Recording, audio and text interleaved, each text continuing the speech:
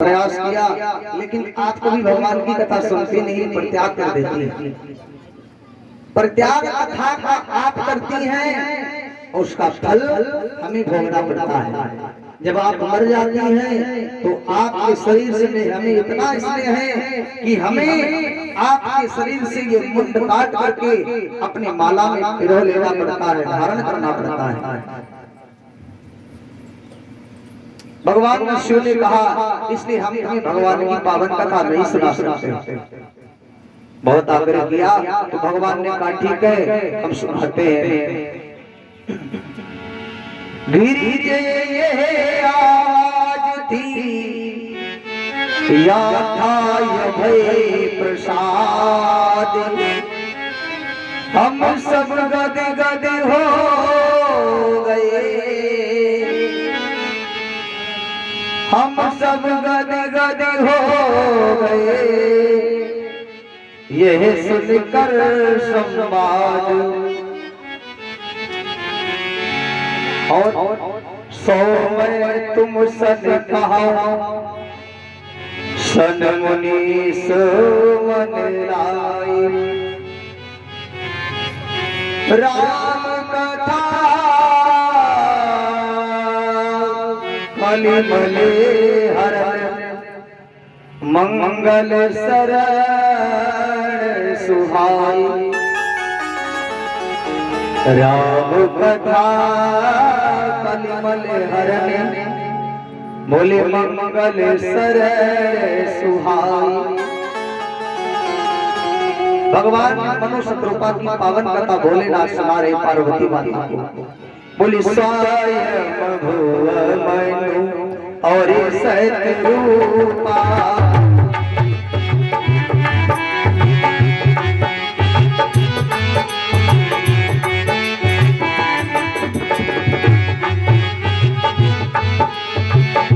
स्वयं भुव और सतरूपा, स्वयं भुव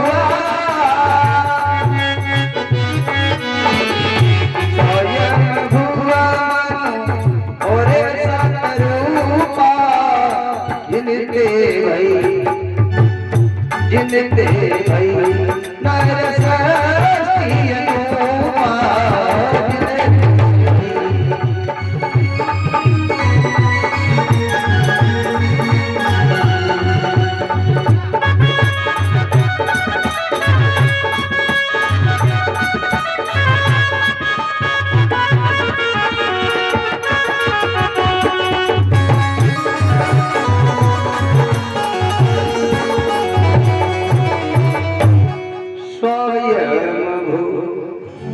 मनोर सतरूपा,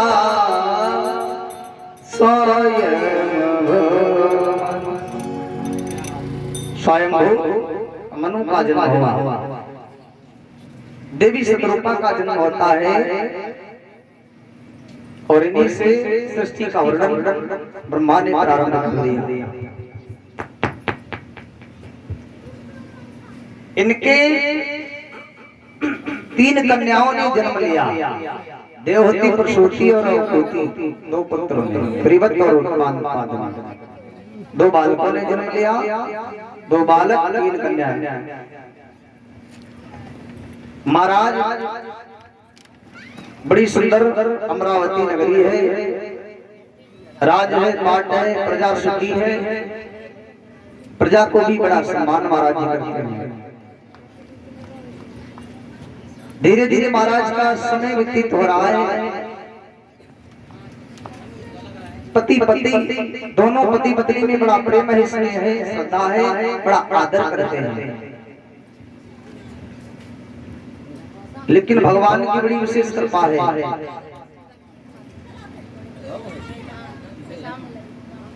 महाराज मनु ने सोचा कि जीवन मेरा धीरे धीरे वृद्ध की ओर जा रहा है, मैं वृद्ध होने वाला हूँ, लाओ भगवान का भजन करें। भगवान का भजन करने के लिए मनु महाराज ने विचार किया, हे भाई होई न विषय विराग भवन बसत भा चौथ हृदय बहुत दुख लाग जन्म गयो हरि भजन बिन। शरीर वृद्ध हो गया, भगवान का भजन नहीं किया, इसलिए महाराज चलो भगवान का भजन करना जीवन में बहुत जरूरी है। भवभंजन से मुक्त करने का एक ही साधन है कि भगवान का भजन करें। बड़ा दुख हो गया तो अपनी भार्या पत्नी से कहा, देवी हमें भगवान का पावन भजन करना है। पहले त्रेता की सतीवती माताएं ऐसी होती थी कि अपने पति की आज्ञा का पालन भी करती थी। अब ये कलयुग चल रहा है, इस कलयुग में माताओं की आज्ञा का पालन पतियों को करना पड़ता है।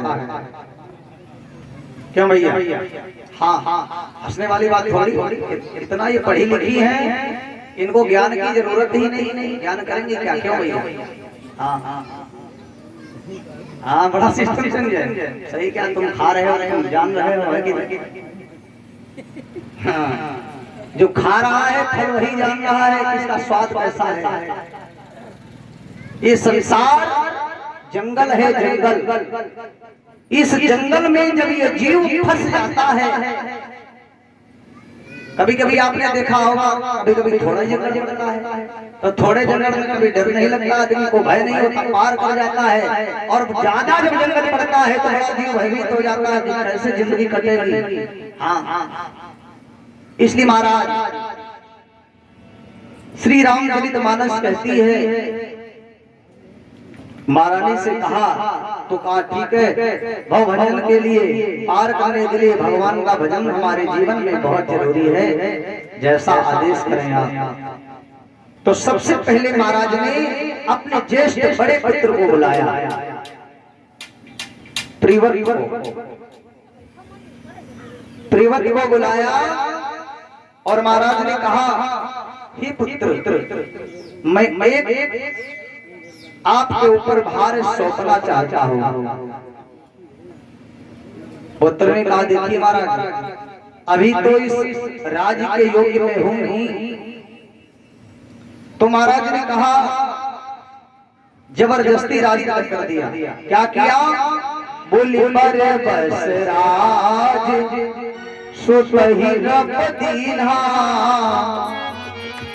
नारी समेत गवन बन कीन्हा। परवश माने होता है जबरदस्ती। जैसे कोई वस्तु हमें दे नहीं रहा है तो उसको छीन लेते हैं।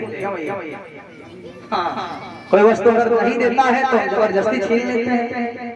अच्छा, जबरदस्ती वाली वस्तु अच्छी भी नहीं होती है कि नहीं? छीनी हुई चीज ज्यादा दिन नहीं चलती। जो वस्तु परिश्रम से मिल जाती है वो काफी समय तक टिक जाती है, और छीनी हुई वस्तु उसका बहुत जल्दी पतन हो जाता है, नष्ट हो जाती है। क्योंकि पता नहीं कौन से धन की कमाई हुई वस्तु हमारे परिवार का विनाश कर देगी, हमारे जीवन को विनाश कर देगी। और अपनी कमाई हुई जो वस्तु है, ये तुम्हें पता है कि अधर्म की कमाई से है, धर्म की कमाई से है, लेकिन पराये धन का तो पता ही नहीं है। इसलिए महाराज बर बस राज सुतहि रब दीन्हा, तिलक कर दिया, राजगद्दी पर बिठा दिया, प्रजा को बुलाया और कहा, ये राजा है तुम्हारा आज से। प्रजा ने कहा, नहीं, हम इन्हें क्या समझ पाएंगे अभी। अपने पुत्र से कहा,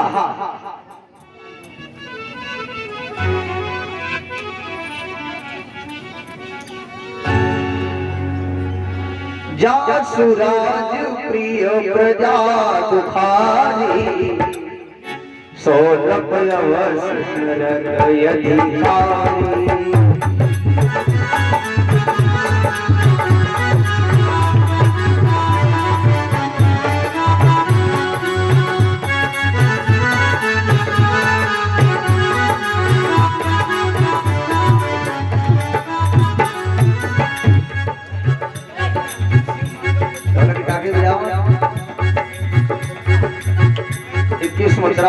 माननीय अशोक मंगल गुप्ता जी के द्वारा है भगवान के चरणों में ताल की ताली बढ़ाओ।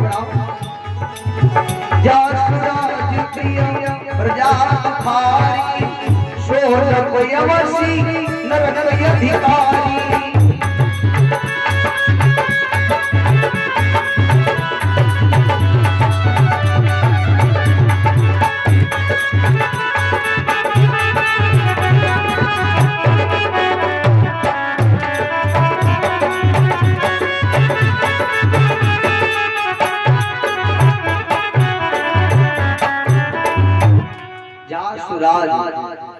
प्रिय प्रजा तुम्हारी, जो राजा अपने प्रजा को कष्ट देता है, दुख प्रदान करता है, जिस राजा के राज में प्रजा दुखी है वो राजा नरकागामी है महाराज। इसीलिए इस प्रजा को पुत्र की तरह पालन पोषण महाराज करना। महाराज ने कहा ठीक है, पर प्रजा संतुष्ट नहीं है, सहमत नहीं है। प्रजा ने कहा नहीं महाराज, जहां आप जाएंगे वहीं मैं जाऊंगा। प्रजा भी चलने लगी, महाराज ने बहुत समझाया तो महाराज ने पत्नी के समेत कहां पहुंचे, नैमिष धाम की ओर चल पड़े महाराज। बोले पहुंचे जाई तीरा हरसी नहाने निर्मल नीरा। पहुँचे जाई धेनुमति तीरा हरसी नहाने निर्मल नीरा। धेनु मानी गोमती माता। महाराज मनुष्य रूपा दोनों पहुंचे। सबसे पहले माता गोमती को प्रणाम किया।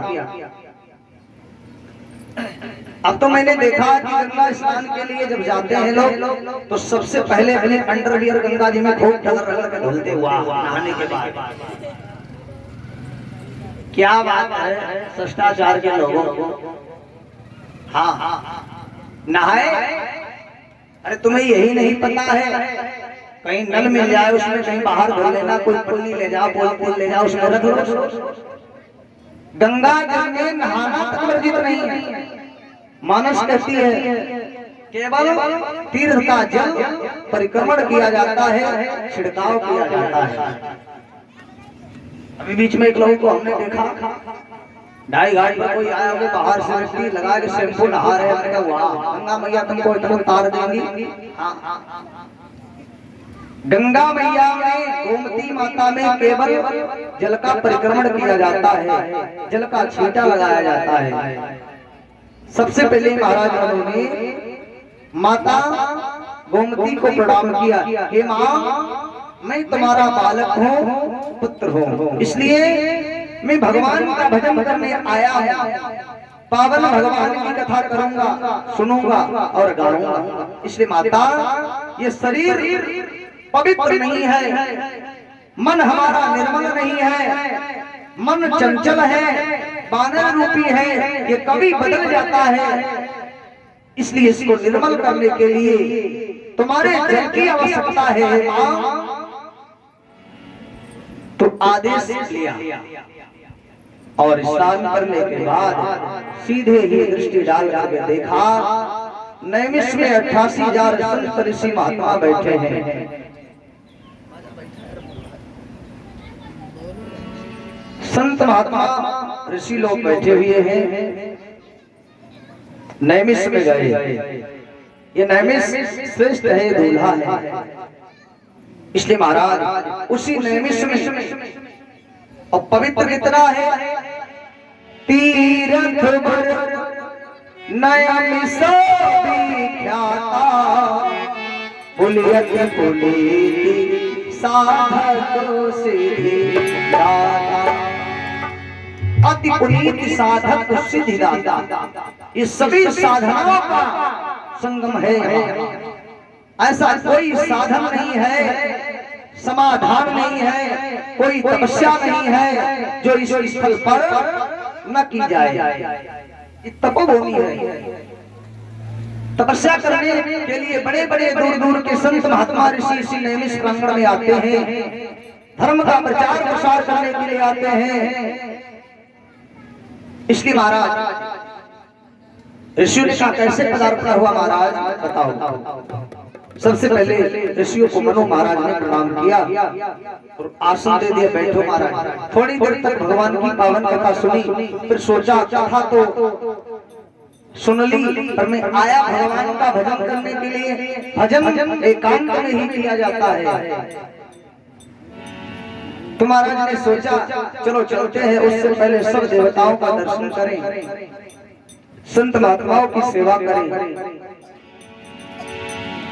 जहाँ जहाँ तीरथ रहे सुहाए, मुनि सकल सागर करवाए, मुनि सकल सागर करवाए।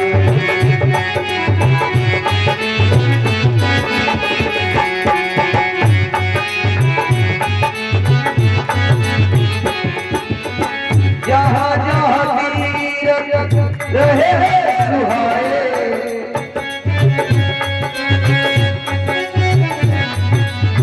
मुनि सकल सागर करवाए, मुनि सकल सागर करवाए।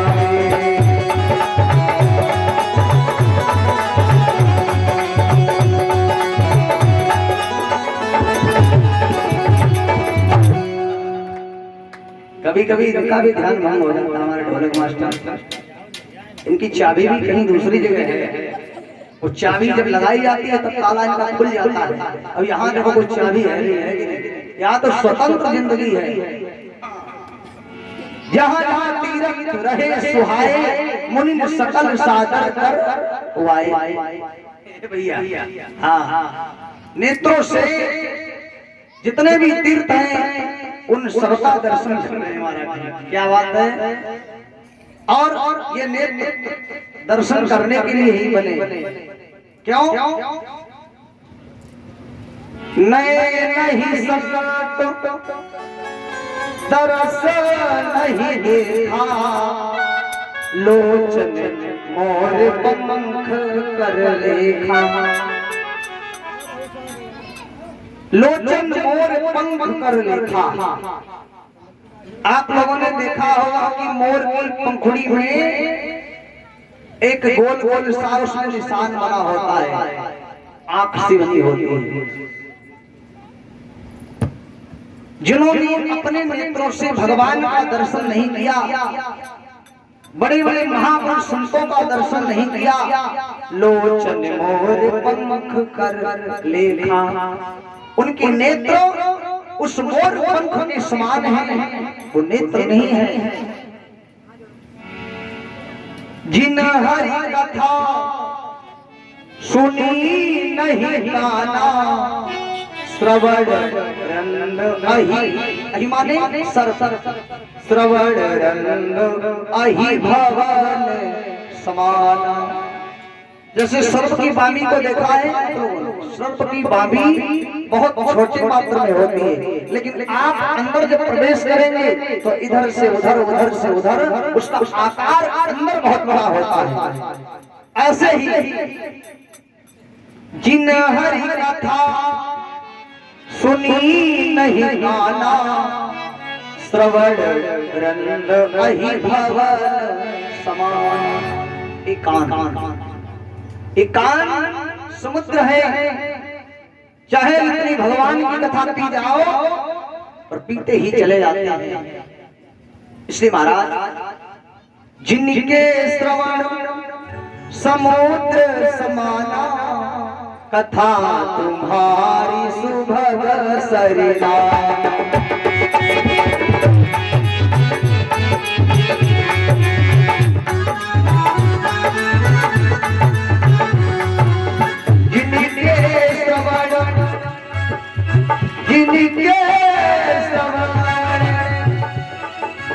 जिनके समाना कथा तुम्हारी सुभग सरिहाना कथा तुम्हारी सुभग सरिहाना।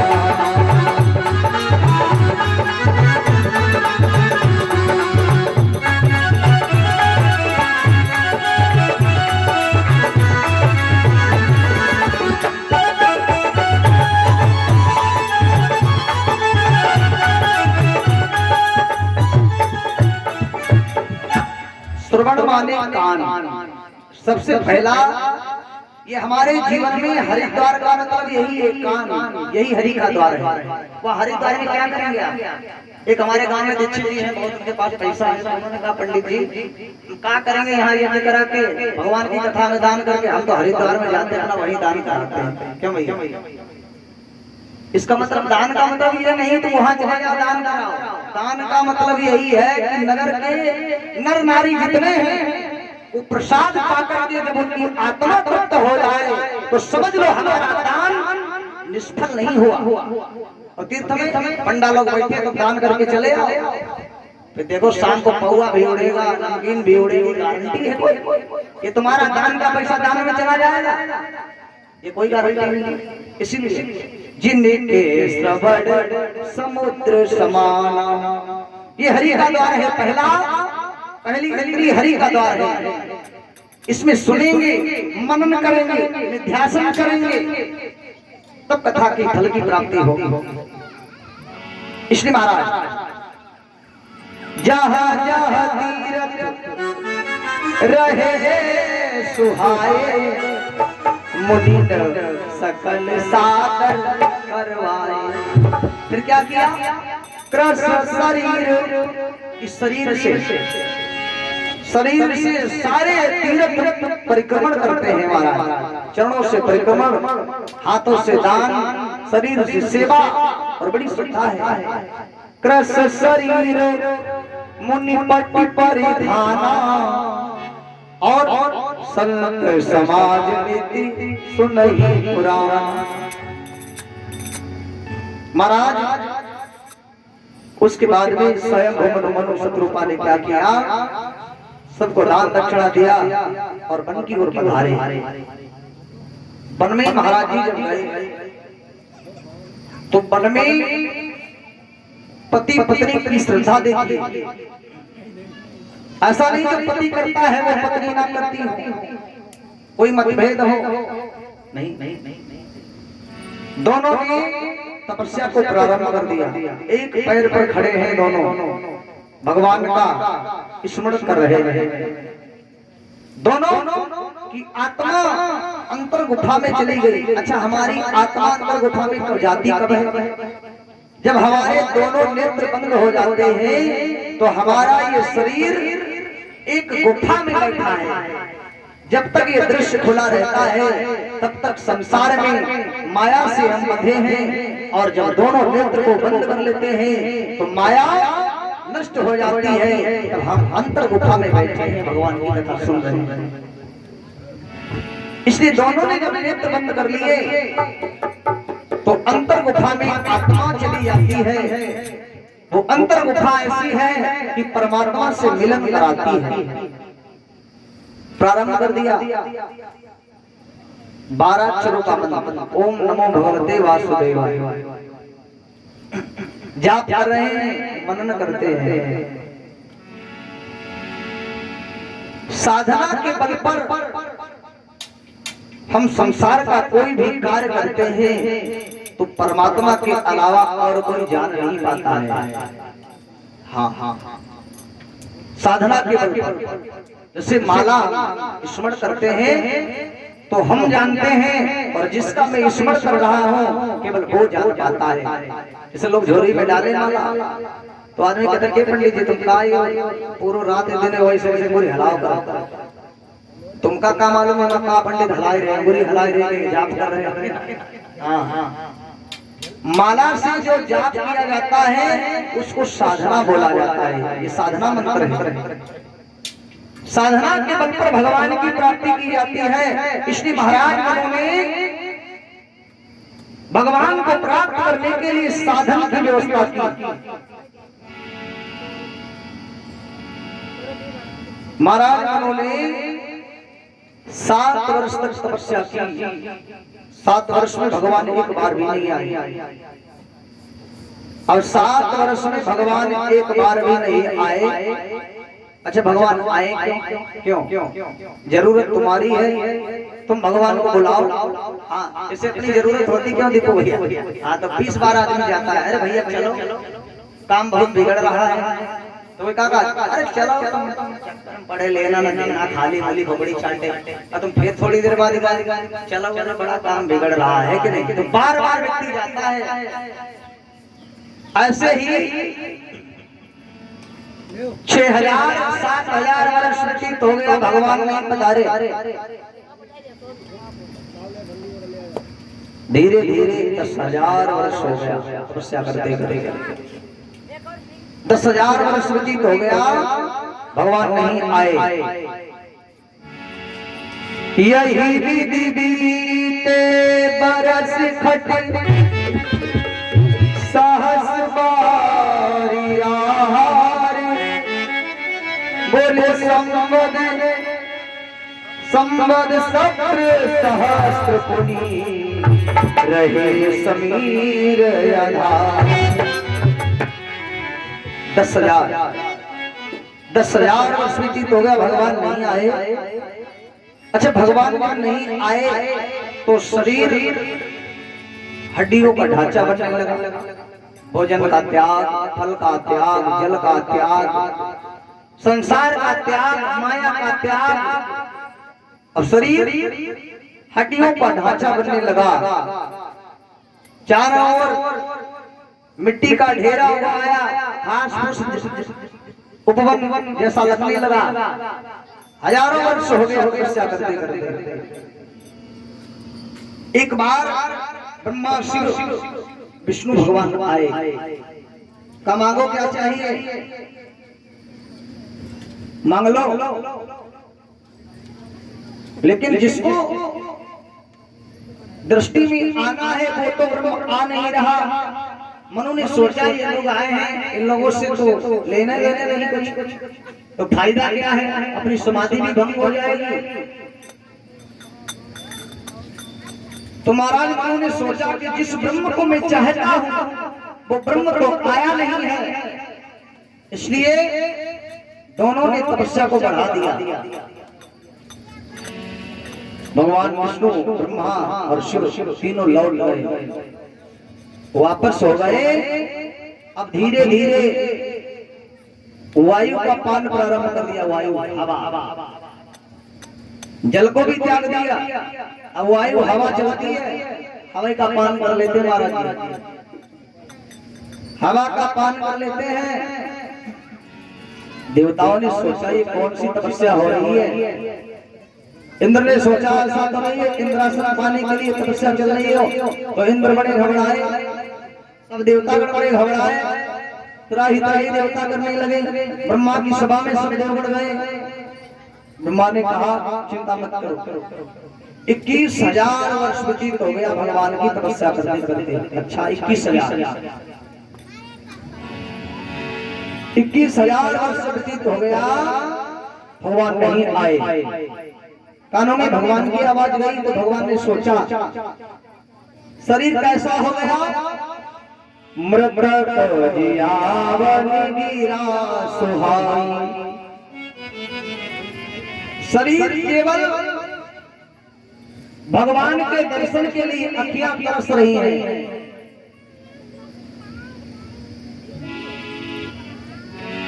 भूल भूल जाओ राम तरस रही अखियां, मिल जाओ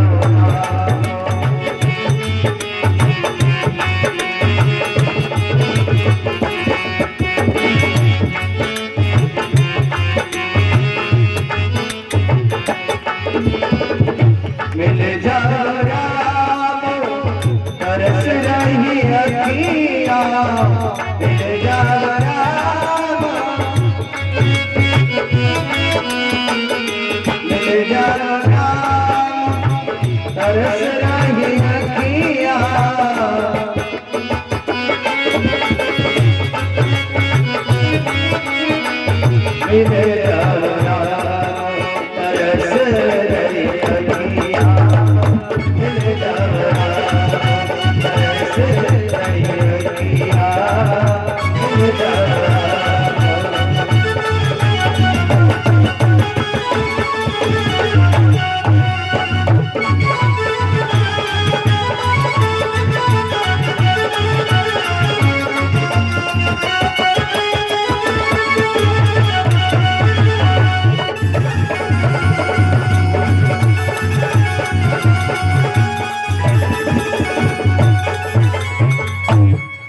मिले जवरा तरस रहे नैना मिले जवरा।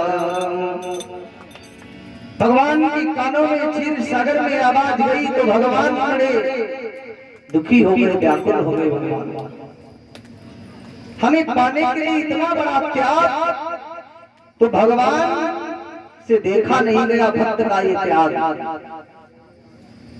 और भगवान चल पड़े। कौन भगवान गए? कौन शास्त्रों पे भगवान का?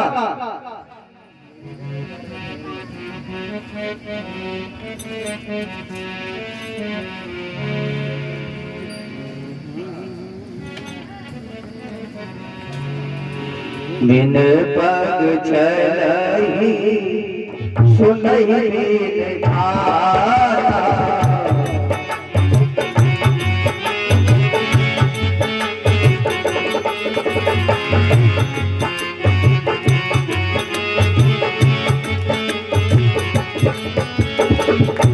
बिन पग चलही सुनहि धारा करहि करहि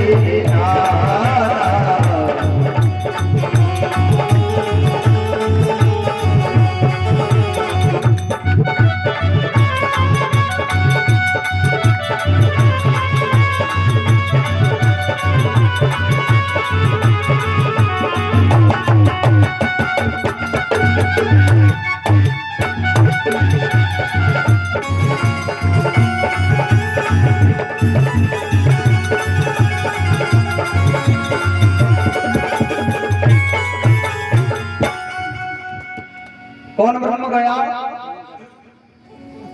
जैसे सर्प के आप लोगों ने कान देखे हैं, पैर देखे हैं, ऐसे ही भगवान के बिन पग चलाए सुने बिन काना। ऐसा ब्रह्म गया। भगवान ने कहा मांगो क्या चाहिए? आकाशवाणी हुई। क्या आकाशवाणी हुई? मांग मांग बर भई भवानी पर सभी तो धराय कुलानी। मांग मांग बर भई वाणी हुई। तो महाराज मनु के कानों में कई बार भगवान के द्वारा आवाज गई, लेकिन मनु महाराज ने दोनों नेत्र को खोल करके देखा नहीं। कई बार भगवान ने कहा प्रभु सर्वा के नाश लीन जानी प्रभु सर्वा के नाश लीन जानी।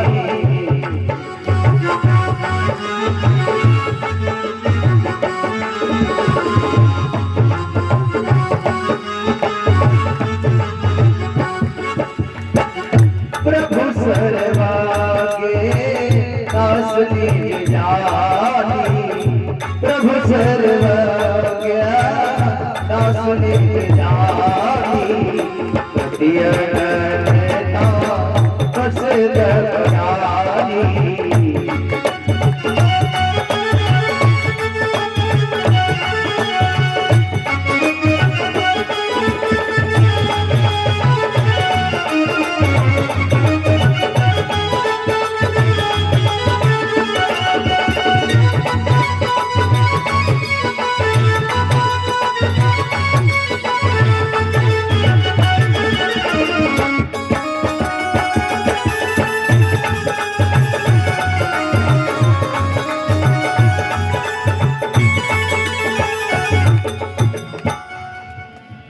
ए भैया प्रभु सर्व के दास निज जानी, प्रभु सर्व के दास निज जानी।